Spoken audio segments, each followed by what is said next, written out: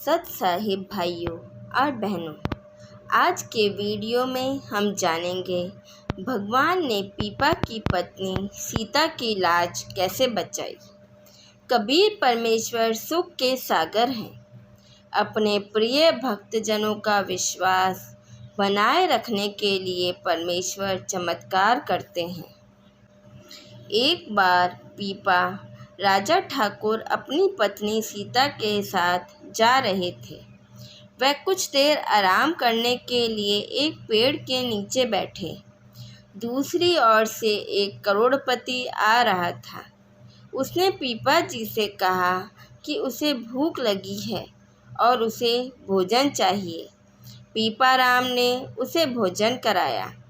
तब करोड़पति ने कहा, मुझे यह महिला दे दो, मैं इसके भोजन और आश्रय का प्रबंध करूँगा ताकि यह भटकती ना रहे। पीपा ने यह सोचकर सहमति जताई कि शायद इसे घर के काम, खाना पकाने आदि में मदद की आवश्यकता है, इसलिए उसने उसे भेज दिया। सीता करोड़पति के साथ चली गई। उसने उसे भोजन और पहनने के लिए अच्छे कपड़े दिए, लेकिन उसके इरादे खराब थे। जब वह उसे कमरे में देखने गया तो सीता के बजाय भगवान ने उसे शेरनी का रूप दिखाया। यह देखकर करोड़पति डर गया और पीपा के पास भाग गया, माफ़ी मांगी और अपनी पत्नी सीता को सम्मान के साथ लौटा दिया। इस सत्य प्रसंग से भगवान यह संदेश देते हैं कि वह सदैव अपने पक्के भक्तों के साथ हैं, उनकी लाज रखते हैं और चमत्कार करते हैं। शेरनी रूप भगवान कबीर द्वारा करोड़पति को सबक सिखाने का तमाशा दर्शकों के सामने था। साथ ही पक्के भगत पीपा जी का विश्वास भी कायम रहा।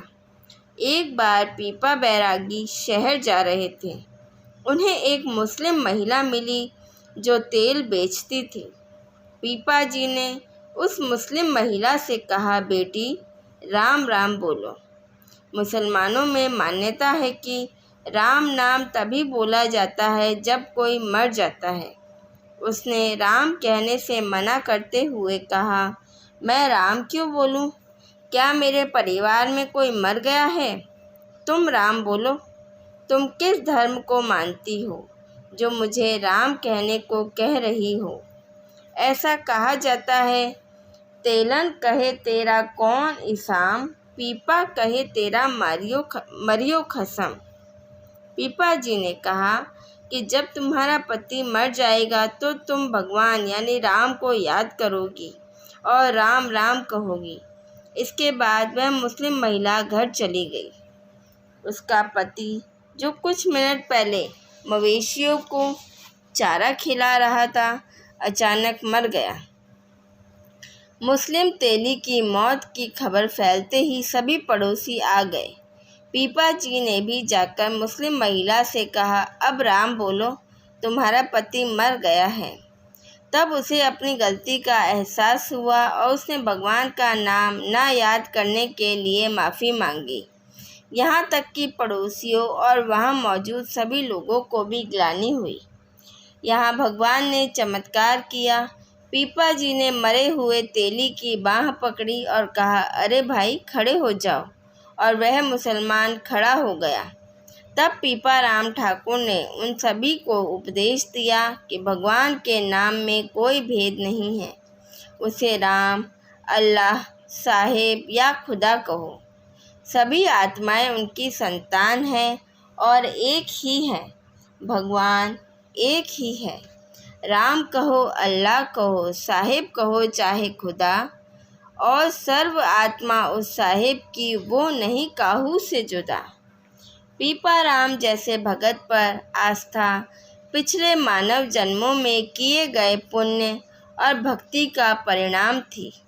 नदी में डुबकी लगाना या अपनी पत्नी को करोड़पति के साथ भेजना इसलिए था क्योंकि भगत पीपा को भगवान पर दृढ़ विश्वास था कि उनका कुछ नहीं बिगड़ेगा। भगवान हमेशा उनके साथ हैं और वह हमारे सम्मान की रक्षा करेंगे। राजपूत राजा पीपा की तरह ही भगवान कबीर जी ने भी कई लोगों को आशीर्वाद दिया और उनका कल्याण किया।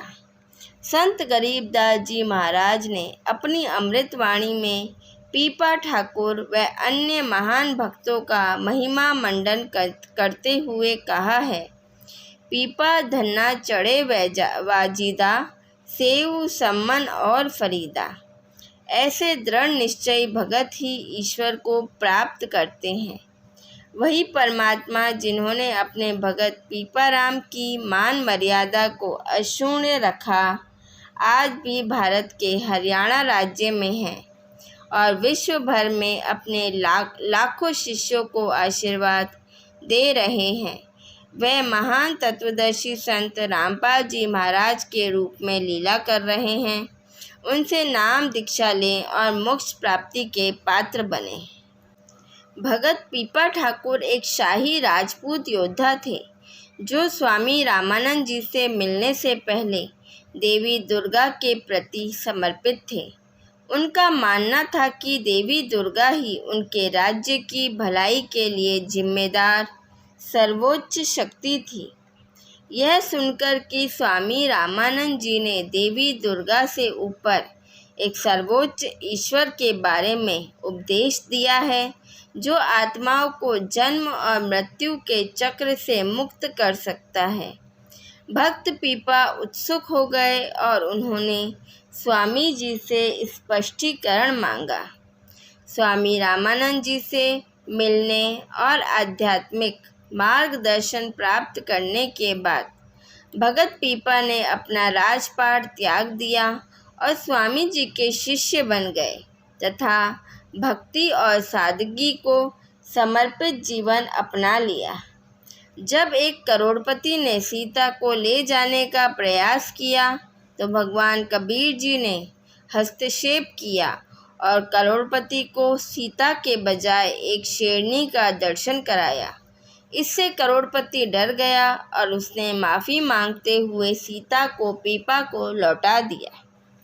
पीपा ने इस बात पर जोर दिया कि ईश्वर का नाम धार्मिक सीमाओं से परे है तथा उन्होंने सभी को राम, अल्लाह, साहेब या खुदा जैसे विभिन्न नामों का उपयोग करके उन्हें पुकारने के लिए प्रोत्साहित किया, क्योंकि सभी आत्माएं एक ही सर्वोच्च सत्ता की संतान हैं। इस घटना से मुस्लिम महिला और वहां उपस्थित लोगों को ईश्वर के नाम की सार्वभौमिकता का एहसास हुआ तथा विभिन्न धार्मिक विश्वासों में अंतर्निहित एकता का बोध हुआ। हमारे साथ बने रहने के लिए धन्यवाद। सत साहिब।